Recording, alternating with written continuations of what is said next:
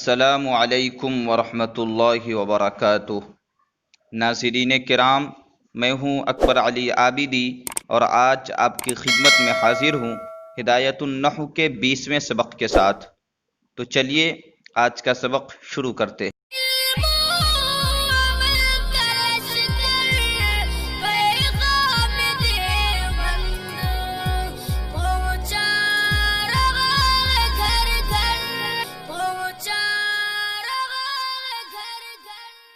بسم اللہ الرحمن الرحیم۔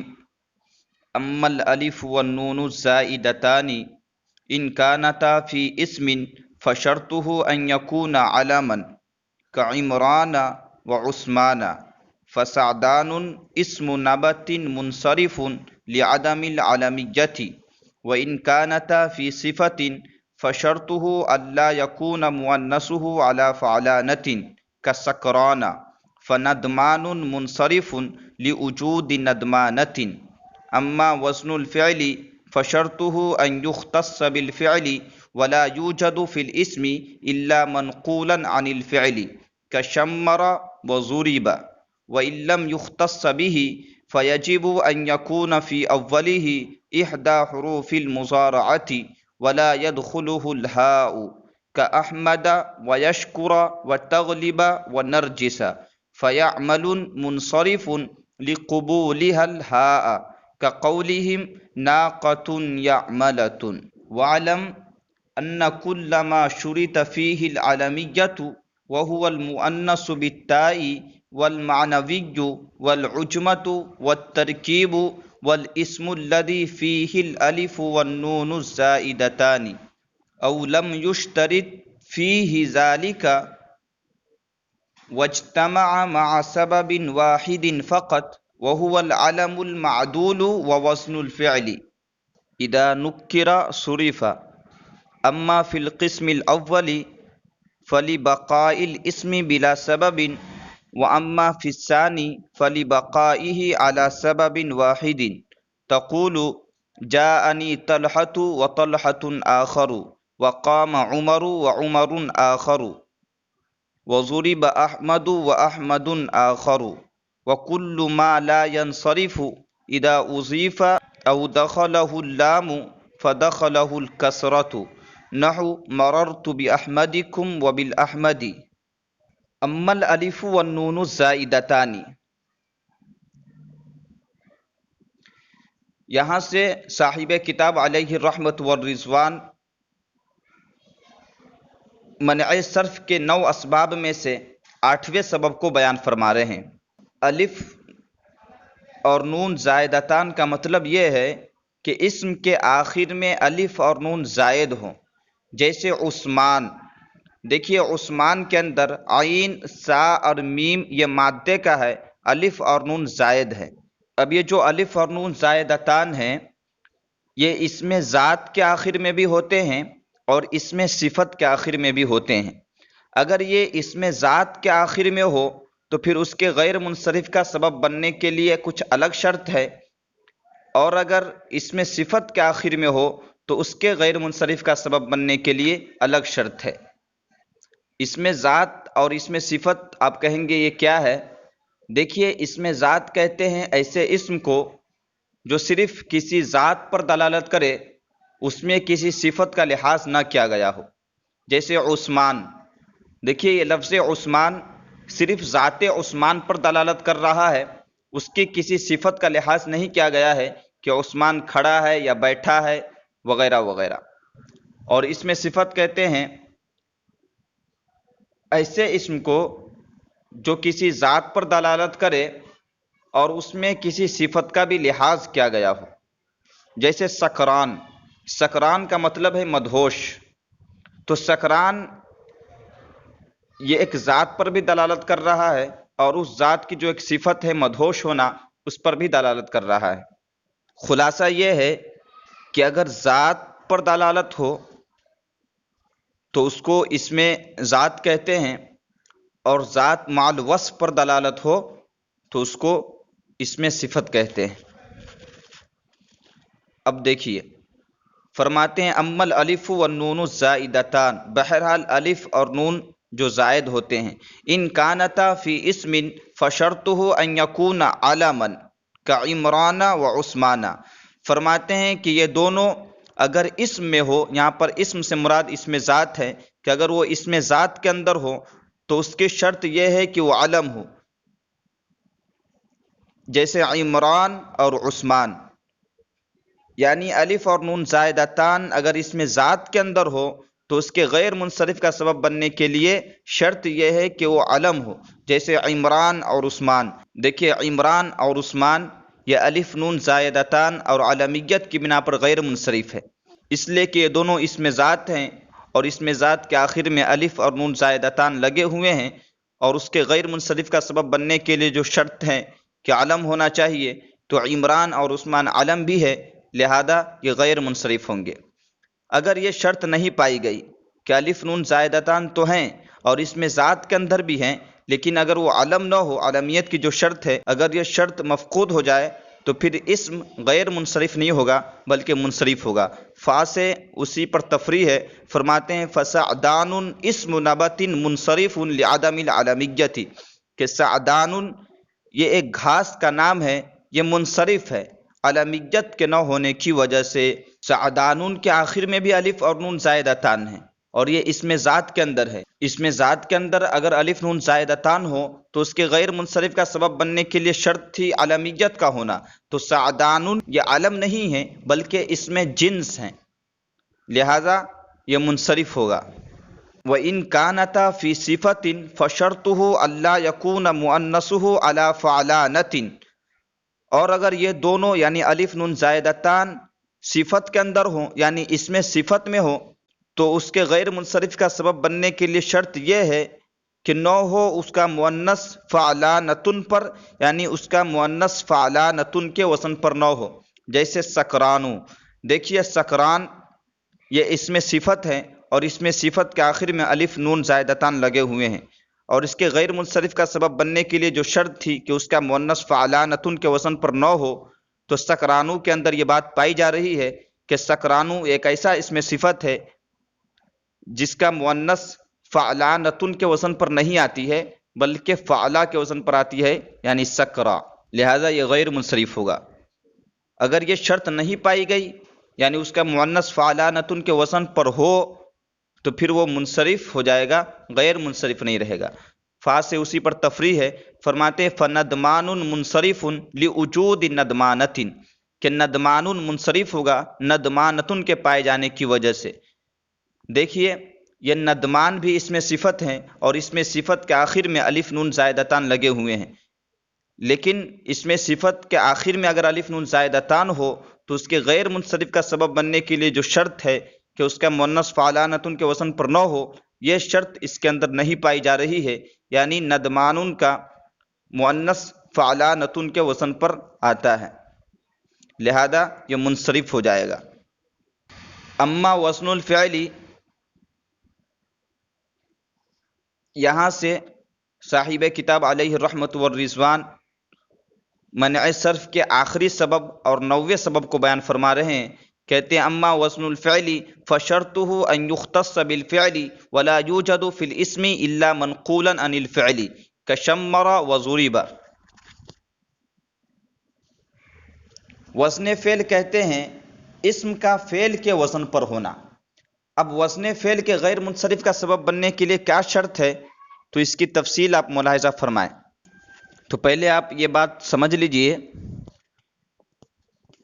کہ وزن فعل کے غیر منصرف کا سبب بننے کی شرط یہ ہے کہ دو باتوں میں سے ایک بات ہو، یا تو وہ وزن فعل کے ساتھ خاص ہو اور اسم میں فعل سے منقول ہو کر استعمال ہو. مثلا باب تفعیل کی ماضی معروف جیسے فعل، اور ثلاثی مجرد کی ماضی مجہول جیسے فعیل. یہ دونوں وزن فعل کے ساتھ خاص ہیں. پہلے کی مثال شمرا اور دوسرے کی مثال جیسے زوریبا. جیسے شمرا اور زوریبا کسی کا نام رکھ دیا جائے تو یہ دونوں علمیت اور وزن فعل کی وجہ سے غیر منصرف ہوں گے. اس لیے کہ اس میں وزن فعل کے غیر منصرف کا سبب بننے کی جو شرط ہے وہ پائی جا رہی ہے، اس لیے کہ یہ دونوں وزن فعل کے ساتھ خاص ہے اور یہاں فعل سے منقول ہو کر استعمال ہوا ہے، اور اگر وہ وزن فعل کے ساتھ خاص نہ ہو تو اس کے شروع میں حروف مضارع یعنی الف، تا، یا اور نون میں سے کوئی حرف ہو اور آخر میں تا بشکل ہا نہ آتی ہو، جیسے احمد، یشکر، تغلب اور نرجس۔ اگر یہ نام رکھ دیے جائیں تو یہ چاروں یعنی احمد، یشکر، تغلب اور نرجس یہ علمیت اور وزن فعل کی وجہ سے غیر منصرف ہوں گے، اس لیے کہ اس میں وزن فعل کے غیر منصرف کا سبب بننے کی شرط پائی جا رہی ہے، یعنی حروف مضارع میں سے کسی حرف کا زائد ہونا اور آخر میں تا بشکل ہا کا نہ آنا۔ اب اگر مذکورہ دونوں باتوں میں سے کوئی بات نہیں پائی گئی تو پھر وہ وزن فعل غیر منصرف کا سبب نہیں بنے گا اور اسم منصرف ہو جائے گا۔ مثلا شروع میں علامت مضارع میں سے کوئی حرف تو ہو لیکن آخر میں تا بشکل ہا آتی ہو، جیسے یعملون۔ اگر یعملون کسی کا نام رکھ دیا جائے تو اس میں وزن فعل اور علمیت ہے اور شروع میں علامت مضارع میں سے یا بھی ہے، لیکن یہ منصرف ہی رہے گا، غیر منصرف نہیں بنے گا، اس لیے کہ اس کے آخر میں تا بشکل ہا آتی ہے۔ چنانچہ اہل عرب کہتے ہیں ناقتن یعملتن، اور یا تو وہ وزن فعل کے ساتھ خاص ہی نہ ہو یعنی اس میں بھی استعمال ہوتا ہو، جیسے ضرب۔ ضرب اگر کسی کا نام رکھ دیا جائے تو اس میں وزن فعل اور علمیت تو ہوں گے لیکن اس کے باوجود یہ منصرف ہی رہے گا، غیر منصرف نہیں ہوگا، اس لیے کہ یہ وزن فعل کے ساتھ خاص نہیں ہے بلکہ اس میں بھی پایا جاتا ہے، جیسے شجر۔ دیکھیے یہ شجر ضرب کے وزن پر ہے۔ اب ترجمہ دیکھیے، انشاءاللہ مطلب آسان ہو جائے گا۔ فرماتے ہیں اما وزن الفعل فشرطه ان يختص بالفعل ولا يوجد في الاسم الا منقولا عن الفعل۔ بہرحال وزن فعل تو اس کے غیر منصرف کا سبب بننے کے لیے شرط یہ ہے کہ وہ فعل کے ساتھ خاص ہو اور وہ اسم میں نہ پایا جاتا ہو مگر فعل سے ہی نقل کر کے، کشمرا و ضریبا، جیسے شمرا اور ضریبا۔ اگر شمرا اور ضریبا کسی کا نام رکھ دیا جائے تو پھر یہ وزن فعل اور علمیت کی بنا پر غیر منصرف ہوں گے، اس لیے کہ اس کے اندر وزن فعل کے غیر منصرف کا سبب بننے کے لیے جو شرط ہے کہ وہ وزن فعل کے ساتھ خاص ہو، تو شمرا اور ضریبا یہ ایک ایسا وزن ہے جو فعل کے ساتھ ہی خاص ہیں، اسم کے اندر یہ وزن نہیں پایا جاتا ہے۔ وَإِن لَّمْ يُخْتَصَّ بِهِ فَيَجِبُ أَن يَكُونَ فِي أَوَّلِهِ إِحْدَى حُرُوفِ الْمُضَارَعَةِ، اور اگر وہ وزن اس کے ساتھ خاص نہ ہو یعنی فعل کے ساتھ خاص نہ ہو تو ضروری ہے کہ اس کے شروع میں حروف مضارعات میں سے کوئی حرف ہو، ولا يدخله الہاء، اور اس پر ہا نہ داخل ہوتا ہو۔ یہاں پر ہا سے مراد تا ہے جو حالت وقف میں ہا بن جاتی ہے، یعنی تا بشکل ہا، جیسے احمد، یشکر، تغلب اور نرجس۔ یہ اگر کسی کے نام رکھ دیے جائیں تو یہ چاروں علمیت اور وزن فعل کی بنا پر غیر منصرف ہوں گے، اور وزن فعل کے غیر منصرف کا سبب بننے کی شرط بھی اس کے اندر پائی جا رہی ہے کہ اس کے شروع میں حروف مضارعات میں سے کوئی نہ کوئی حرف لگا ہوا ہے اور اس کے آخر میں تا بشکل ہا نہیں آتی ہے، لہذا یہ غیر منصرف ہوں گے۔ فَيَعْمَلٌ مُنصَرِفٌ لِقُبُولِهَا الْحَاءَ، پس یعملون منصرف ہوگا اس کے قبول کرنے کی وجہ سے ہا کو۔ دیکھیے یعملون کے شروع میں بھی حروف مضارعات میں سے یا ہے لیکن چونکہ یہ تا بشکل ہا کو قبول کرتا ہے لہذا یہ غیر منصرف نہیں ہوگا بلکہ منصرف ہی ہوگا۔ کقولہم ناقۃ یعملۃ، جیسے اہل عرب کا قول ناقۃ یعملۃ۔ وَعْلَمْ أَنَّ كُلَّ مَا شُرِطَ فِيهِ الْعَلَمِيَّةُ، یہ وعلم سے ایک فائدہ تامہ بیان فرما رہے ہیں اور اس فائدہ تامہ کے ضمن میں گویا دو ضابطوں کو بیان کیا گیا ہے۔ تو پہلا ضابطہ یہ ہے، دیکھیے منع صرف کے جو 9 اسباب ہم پڑھے ہیں ان 9 اسباب میں سے 6 اسباب ایسے ہیں جن کے اندر عالمیت مؤثر ہوتی ہے۔ اب ان 6 اسباب میں سے 4 اسباب تو ایسے ہیں جن کے اندر عالمیت شرط بن کر کے مؤثر ہوتی ہے، اور 2 اسباب ایسے ہیں جن کے اندر عالمیت صرف مستقل سبب بن کر مؤثر ہوتی ہے۔ وہ اس میں غیر منصرف جن میں عالمیت شرط بن کر مؤثر ہوتی ہے وہ 4 ہیں۔ نمبر 1 وہ اسم جس میں تانیث بالتا یا تانیث معنوی اور عالمیت ہو۔ نمبر 2 وہ اسم جس میں عجمہ اور عالمیت ہو۔ نمبر 3 وہ اسم جس میں ترکیب اور عالمیت ہو۔ نمبر 4 وہ اسم جس میں الف نون زائدتان اور عالمیت ہو۔ اور وہ اسم غیر منصرف جن میں عالمیت مستقل سبب بن کر مؤثر ہوتی ہے، شرط بن کر نہیں، وہ 2 ہیں۔ نمبر 1 وہ اسم جس میں عدل اور عالمیت ہو۔ نمبر 2 وہ اسم جس میں وزن فعل اور عالمیت ہو۔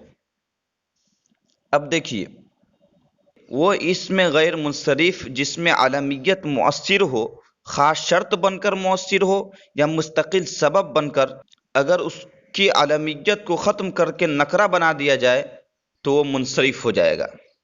اس لیے کہ جس اسم غیر منصرف میں عالمیت شرط بن کر مؤثر ہوتی ہے، عالمیت کے ختم کرنے کے بعد اس میں سبب ہونے کی حیثیت سے ایک بھی سبب باقی نہیں رہے گا۔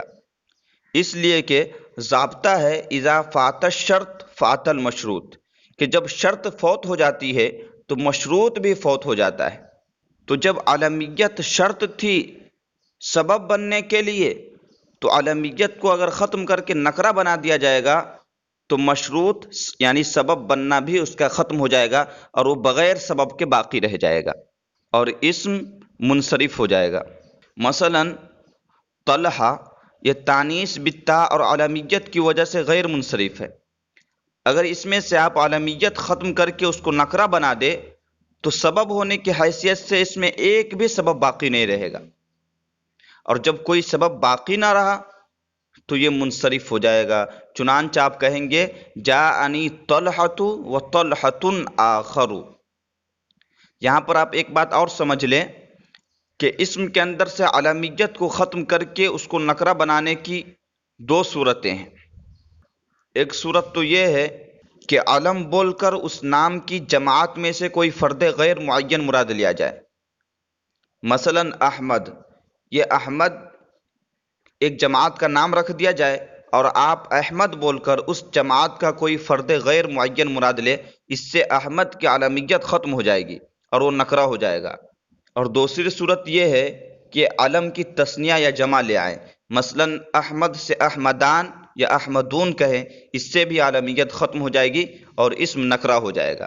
اس کتاب میں پہلی صورت والی مثال دی گئی ہے، جاءنی طلحۃ و طلحۃ آخر، یعنی میرے پاس طلحہ آیا اور طلحہ نامی جماعت کا ایک فرد غیر معین آیا۔ اور جس اسم غیر منصرف میں عالمیت مستقل سبب بن کر مؤثر ہوتی ہے، عالمیت ختم کر کے نکرہ بنا لینے کے بعد اس میں صرف ایک سبب باقی رہ جائے گا، لہذا وہ بھی منصرف ہو جائے گا۔